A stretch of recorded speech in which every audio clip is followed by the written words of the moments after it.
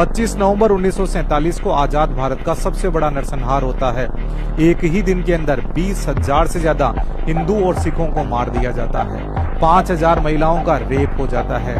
महिलाएं अपनी इज्जत बचाने के लिए झेलम नदी के अंदर कूद गई थी। एक आर्य समाज का हॉस्टल था जिसमें 100 लड़कियों ने एक ही कुएं के अंदर कूदकर जोहर कर लिया था। और इस नरसंहार को अंजाम दिया पाकिस्तानी आर्मी और कबीलाई पठानों ने। बाकायदा नरसंहार को अंजाम देने के लिए उन्होंने जीन और जार का भी समझौता किया, यानी इस नरसंहार के दौरान जो महिलाएं हैं वो पठानों के हिस्से में आएगी। और उन्होंने बाकायदा 5,000 महिलाओं को अपना गुलाम बना लिया था।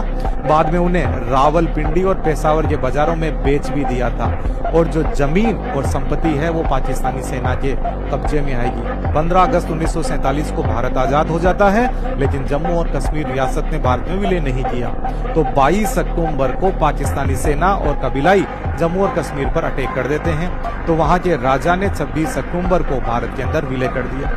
उसके बाद में भारतीय सेना पाकिस्तानी फौज को पीछे खदेड़ने में लग जाती है। लेकिन नवंबर महीने के बीच आते आते शेख अब्दुल्ला के कहने पर भारतीय फौज को रोक दिया जाता है। जहां पे फौज रुकी थी उससे 15 किलोमीटर की दूरी पे था मीरपुर। वहां पे पाकिस्तानी फौज पहुंच जाती है और आम नागरिकों को कहा जाता है कि आप अपने घरों पर हरा झंडा पहना लो और हमारी फौज को यहाँ पे अपनी जगह बनाने दो।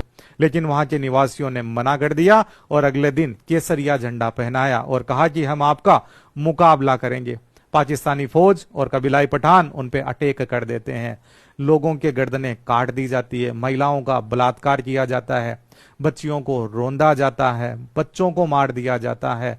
और वहां पर 20,000 से ज्यादा लोगों को एक ही दिन के अंदर मार दिया जाता है। उनका गुनाह केवल एक था कि उनका धर्म इस बंटवारे के दौरान अलग था और उनको भारत ने भी स्वीकार नहीं किया था। इवन जब यह अटैक होने वाला था तो मीरपुर के लोगों ने जम्मू कश्मीर रियासत के प्रधानमंत्री मेहर चंद महाजन को लेकर तत्कालीन प्रधानमंत्री नेहरू जी के सामने भी गुहार लगाई थी।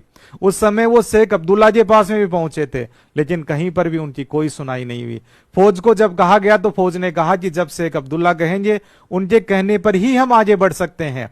तो ये इतिहास के सबसे बड़े कत्लेआमों में से एक है जिसे इतिहास में दर्जा ही नहीं दिया गया।